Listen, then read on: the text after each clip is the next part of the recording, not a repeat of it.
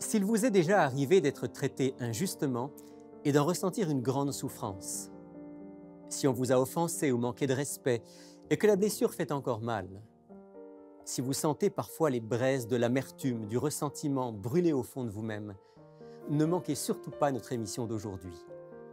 Avec mon invité, nous allons avancer sur un chemin difficile mais libérateur, le chemin du pardon.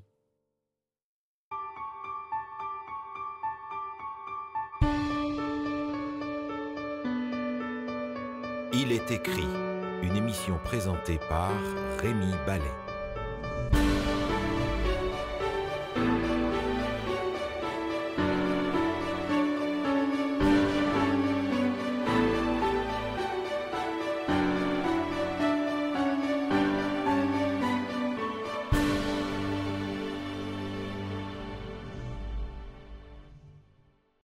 Notre émission d'aujourd'hui est un petit peu à la croisée des chemins entre la psychologie, la théologie, puisqu'on parle d'une expérience très humaine, le pardon.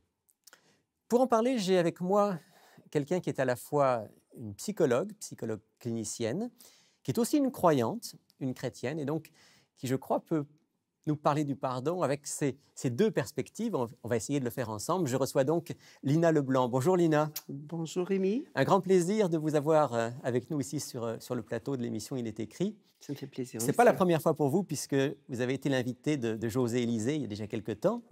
Oui. Aujourd'hui, on va donc parler ensemble du pardon.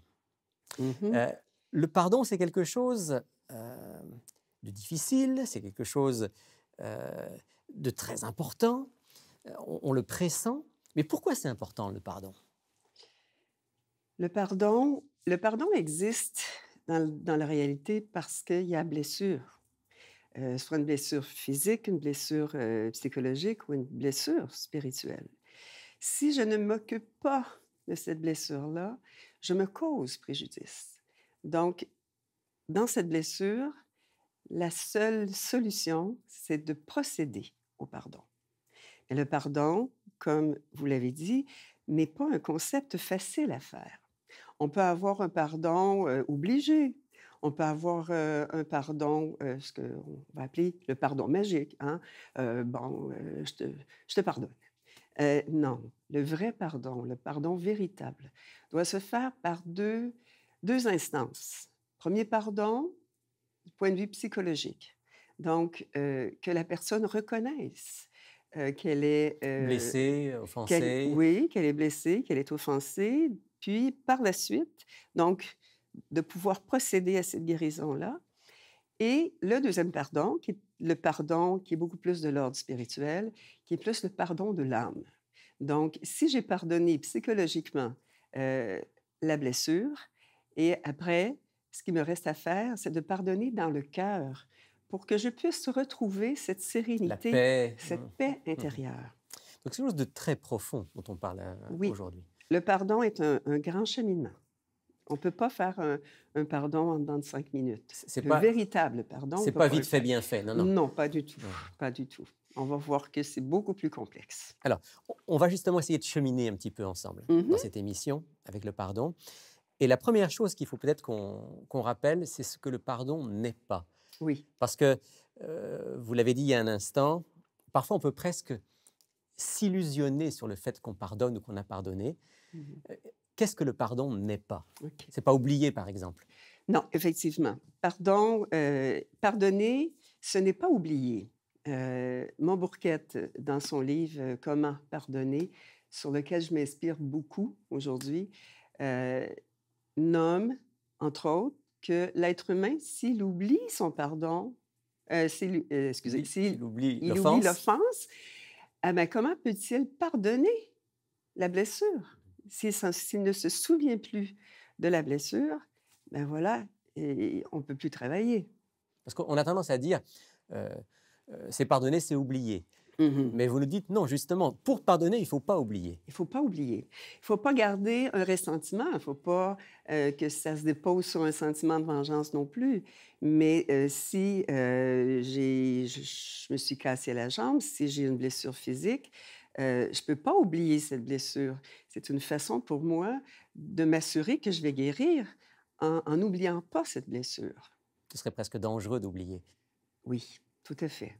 Tout à fait, parce qu'ici, c'est un non-respect de soi. Hein, et on pourrait redevenir victime de la même offense. Alors, ce n'est pas oublier, C'est pas aussi de nier. Hein? ce n'est pas nier. Nier. L'être humain, dans sa psychologie, on a plusieurs mécanismes de défense pour nous tenir en équilibre tant bien que mal. Et il y a deux mécanismes qui est fait automatiquement, le déni ou le refoulement. Donc, quelqu'un qui est blessé par une offense va peut-être tenter de dire oh, C'est rien. c'est rien. C'est rien. C'est pas grave. Hein, non. Tout ce qui est mis en déni ou tout ce qui est refoulé demeure à l'intérieur de la psyché et se transforme en émotion négative. Tu ne pourras pas guérir. Non, et qui est très toxique et qui pourra aussi expliquer une haute tension artérielle, des maladies gastriques. Donc, non, on ne doit pas refouler ou faire un déni sur une offense, une blessure. Très important. Ne pas oublier, ne pas nier. Mhm. Qu'est-ce que le pardon n'est pas encore? Le pardon aussi, ça ne peut pas être commandé. Hein? Bon, le plus bel exemple, c'est à la petite enfance, les intervenants, lorsque deux enfants se querellent, et on va dire, bon, OK, fini, faites une accolade, pardonnez-vous et allez jouer. Bon, ici, c'est le pardon magique. Ça ne va pas vers le pardon véritable, parce qu'il manque deux étapes ici, chez l'enfant. L'enfant a besoin d'apprendre ce qu'est l'offense, et l'enfant a aussi besoin d'apprendre comment réparer l'offense. Donc, le pardon commandé n'est pas un véritable pardon. Il ne peut pas être imposé. Il ne peut pas être imposé. Parce que j'avais presque envie de réagir. C'est le bibliste qui réagit. Vous disiez, il ne peut pas être commandé. Je pense à ces textes où Jésus dit pardonnez à ceux qui vous ont fait du mal, ce qui ressemble à un commandement. Oui. Mais ce n'est pas une imposition. C'est une invitation à faire un choix. C'est une invitation, voilà. Ouais. Comme lorsque je reçois des gens en bureau et qu'ils sont souffrants, hein, je leur demande, il faut regarder à la souffrance. Donc, c'est comme si je leur disais, implicitement ou indirectement, on va regarder ça pour que tu puisses procéder au pardon. C'est ça. Hein? Donc, c'est un conseil, oui, pour la personne, pour pouvoir se dégager de cette blessure-là. Donc, pardonner, ce n'est pas oublier. Pardonner, ce n'est pas nier. Pardonner ne peut pas être imposé, commandé. Non, c'est ça. Quoi encore? Pardonner, c'est de ne pas renoncer à ses droits. Parfois, on est victime d'une offense qui va nécessiter une intervention auprès de la justice. Donc, le pardon véritable doit passer dans un premier temps sur le respect de ses droits.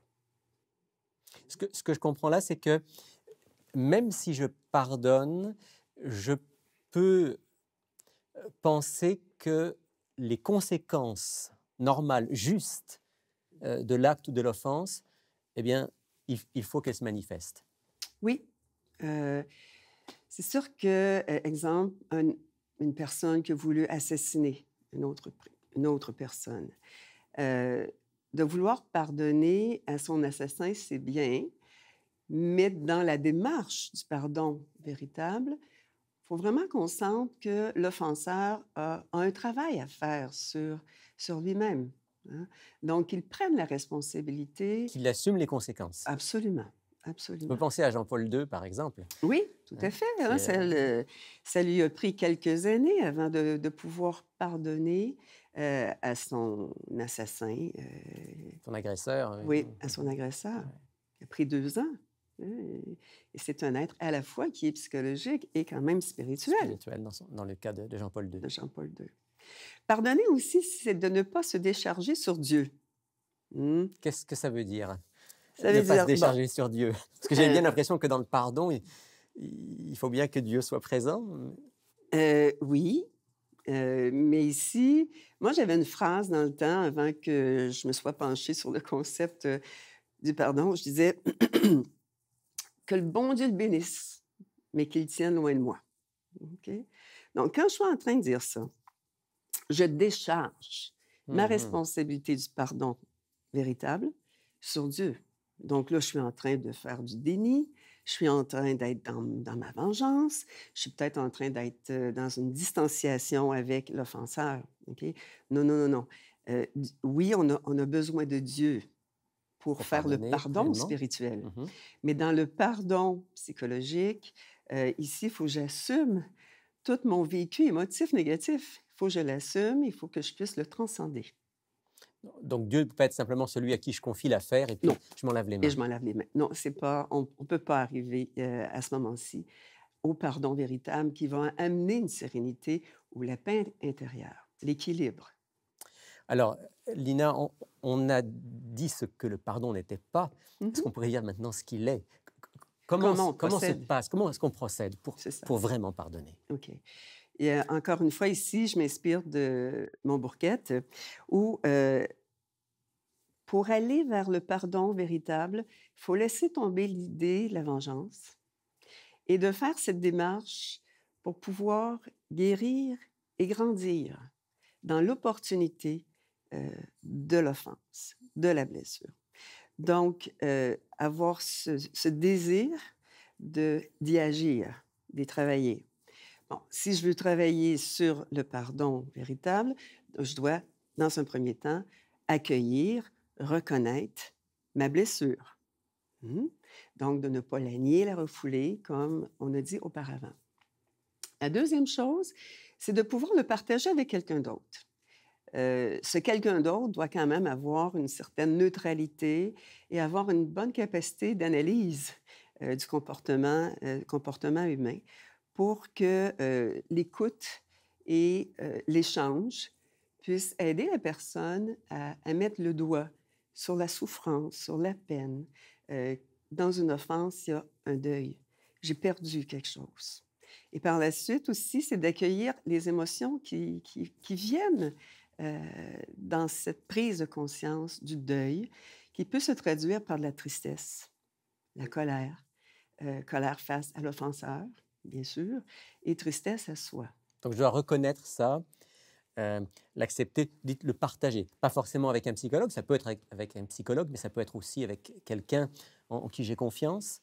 Quelqu'un à qui j'ai confiance, mais quelqu'un qui a cette neutralité, hein, qui n'a pas une partie prise pour l'offenser. Hein. Donc, toujours de pouvoir regarder ce partage pour mettre en perspective un peu de recul. la situation. Oui, mettre un peu de recul, mettre des mots, objectiver les choses.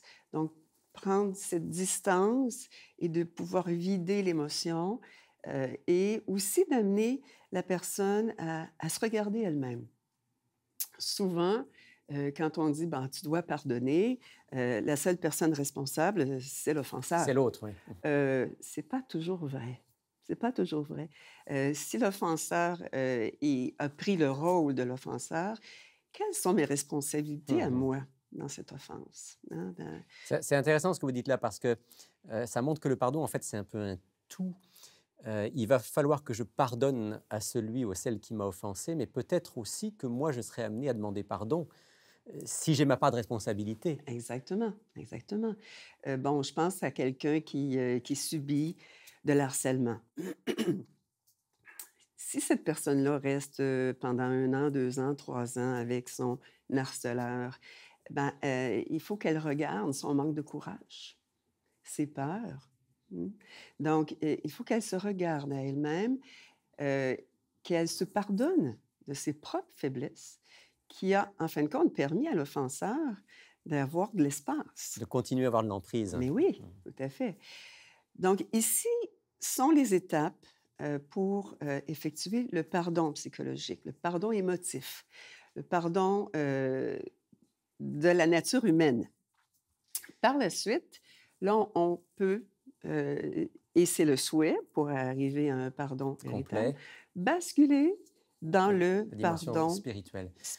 Peut-être avant de le faire, en préparant l'émission, vous m'avez dit quelque chose d'intéressant que je n'avais jamais pensé. Vous m'avez dit, cette démarche psychologique nécessaire, Jésus lui-même l'a vécue. Oui. Tout à fait. Et vous m'avez parlé de l'épisode du jardin de Gethsémani. Est-ce qu'on Oui. pourrait lire ce texte? Oui. Est-ce que vous pourriez nous montrer comment Jésus a vécu ces étapes-là? Tout à fait. Donc, on va aller dans l'Évangile selon Marc. Bon, les trois évangiles, Matthieu, Marc et Luc, nous rapportent l'épisode de Gethsémanée, du jardin de Gethsémanée. Et on va lire dans l'Évangile selon Marc au chapitre 14. Mhm. Et Le je vais lire à verset. partir du verset 32. Oui, oui. Ils allèrent ensuite dans un lieu nommé Gethsémanée, et Jésus dit à ses disciples, « Asseyez-vous ici pendant que je prierai. » Il prit avec lui Pierre, Jacques et Jean, et il commença à être saisi d'effroi et d'angoisse. Il leur dit, « Mon âme est triste jusqu'à la mort. Restez ici et veillez. » Puis il s'avança un peu, se jeta contre terre, et pria que s'il était possible, cette heure s'éloigne de lui. Il disait, « Abba, Père, toutes choses te sont possibles. Éloigne de moi cette coupe. Toutefois non pas ce que je veux, mais ce que tu veux. » Il revint vers les disciples qu'il trouva endormis, et il dit à Pierre, « Simon, tu dors? Tu n'as pas été capable de veiller 1 heure? Veillez et priez, afin de ne pas entrer en tentation.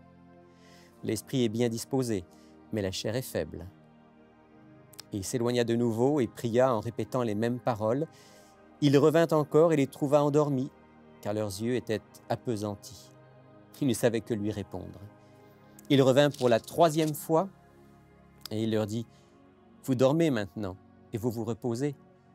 C'en est fait, l'heure est venue. Voici que le Fils de l'homme est livré aux mains des pécheurs. Levez-vous, allons. Celui qui me livre s'approche. » Mhm. Alors expliquez-nous comment dans ce texte vous voyez cette démarche, ces étapes du pardon que Jésus est en train de donner. Le pardon humain, hein, bon, on voit, on dit, une des premières étapes, la première étape est d'accueillir la souffrance de l'offense. Jésus est souffrant, il s'en va prier. Alors, quand on parle d'offense dans le cas de Jésus ici, il y a le fait, il y a ceux qui vont l'arrêter. Mhm. Il y a le complot aussi. Le complot. Hein? Le complot qu'il y a eu avec Judas, ceux qui vont l'arrêter, et même ceux-là qui vont le mettre à mort. Le mettre à mort. Okay. Et les disciples qui ne sont pas non plus tout à fait ce qui devrait être ici. C'est ça. Bon, ici, on voit hein, que Jésus voulait partager, voulait nommer, voulait prier avec les disciples. Malheureusement, bon, ici, les disciples dorment.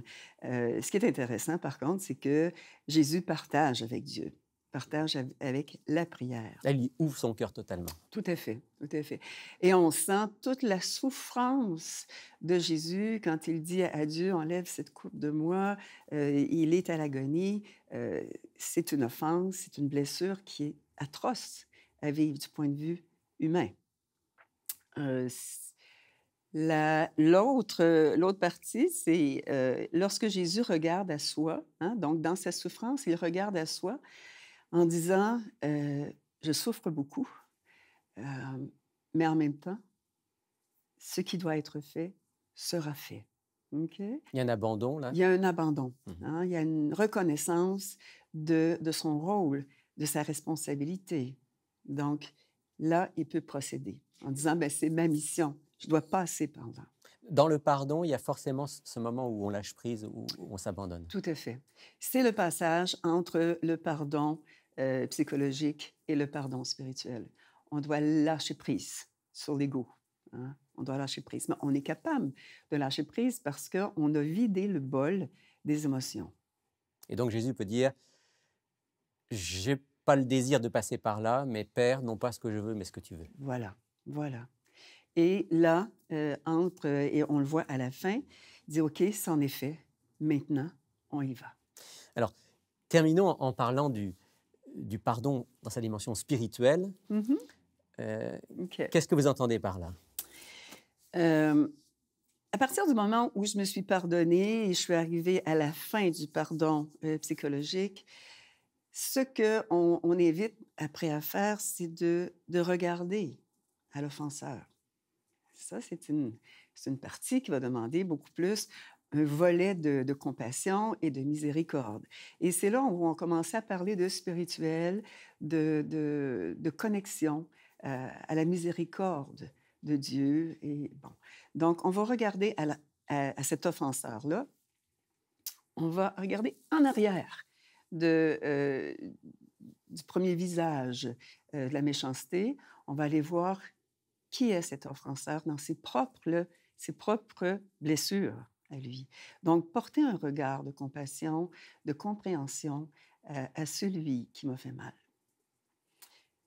Quand je suis rendue là, à cette étape-là, nécessairement, mon cœur commence à être touché par un pardon plus d'ordre spirituel.